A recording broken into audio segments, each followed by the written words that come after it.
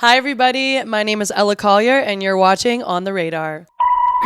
Dear double crosser, you can eat your karma. Wanna have your cake, but you're still starving for the drama. You got a long list of how I should exist. Oops, I didn't realize that you came out of my service. I've been making smoothies, setting boundaries like Green Goddess. Her shit got so Angeles that she won't even call back. Like your motive spotless, ooh, that's so ironic. I have felt this within my body and bones since I was a little girl.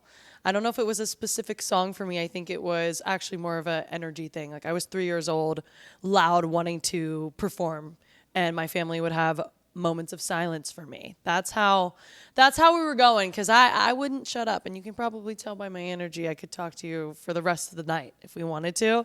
But I think my earliest influences in music were definitely the Black Eyed Peas and Miley Cyrus, Taylor Swift. I feel like those three, you'd be like, okay, that makes sense with like who I am today and the type of music that I've been creating, you know?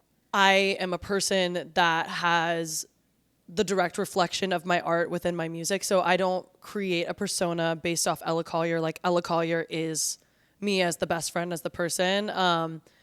Sometimes that separation is healthy, and I don't know if I could do that because I just live and eat and breathe my art. So as I evolve as a 20-year-old and as I was evolving as a teenager, I think my music evolved with it, you know?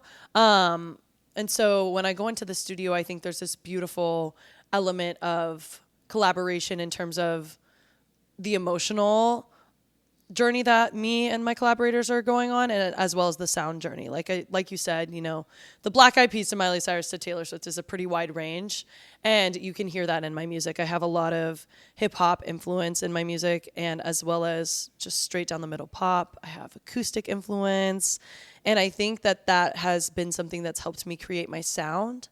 And the way that I think is kind of all over the place. So I think it's represented as well in the sound design of my music. Think I lost her on the street in an arrow. Oh, it's just how my mind goes. Thought I hit my last low, but what took me down was the second arrow. Devil talks real slow in a voice you know. Guess that took me down. I'm the second arrow. Well, I think nothing would be possible without my collaborators because I do believe in the collective energy of the room. I think no matter who is there, there's a reason why that person is there. I am very type A. I am very involved in all of my artistic vision, from the production to the songwriting to the visual elements of it. But I still obviously leave room for the collaborators because sometimes I get so locked in on what I think I want to say. It's very nice to have someone have guardrails. And I think it's nice to have someone help me organize my thoughts. But most of the time I am coming in with a lot of the songwriting. I'm a songwriter at heart. I think that's my love is songwriting, and everything else is the icing on the cake.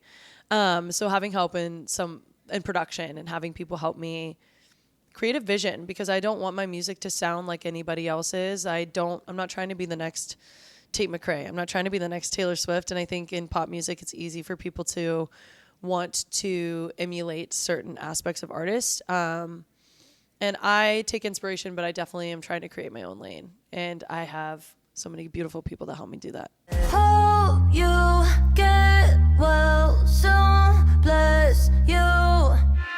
Here, take a tissue, bless you. I'm rolling out a song basically every single month. And if you haven't caught up, we are on the 6th single. So I started with my song Fiend. We went into Dangerous, which is the title track of my album. Then we went into Ice Queen. Then we went into Sleeping with Karma. And we went into Don't Follow Me. So we're actually on number 5. I had to count on my hands too, guys, because there's a lot going on all the time. My next single drops on September 5th. It's called Bless You. I love that song. We got a lot of flow in there. I'm really excited for you to hear that one.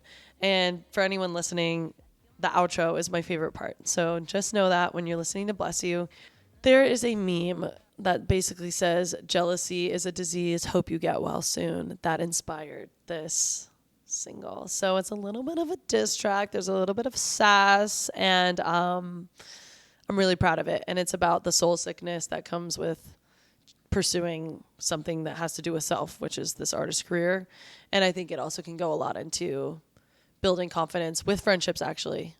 There's that dichotomy that I like to dive into in all my songs. So that's Bless You. And she comes out September 5th. And keep an eye out for October 24th, too. That's all I'll say for now. But and then we have a few other singles coming out for the rest of the year. And with each song, I really like to give them their moments. Like I said, they're my children, and they're individuals. So every song will have exciting visuals with them, cool campaigns around in terms of where am I and what location are we capitalizing in LA? Like for Don't Follow Me, we did downtown.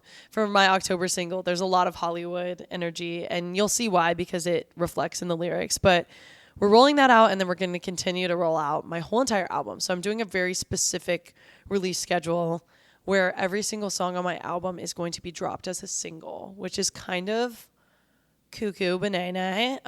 But it is something that I really felt strongly about, because in this day and age we live in an algorithm type of place, right? Like for someone watching this interview, good job if you haven't checked your phone once, because that's just how it is these days.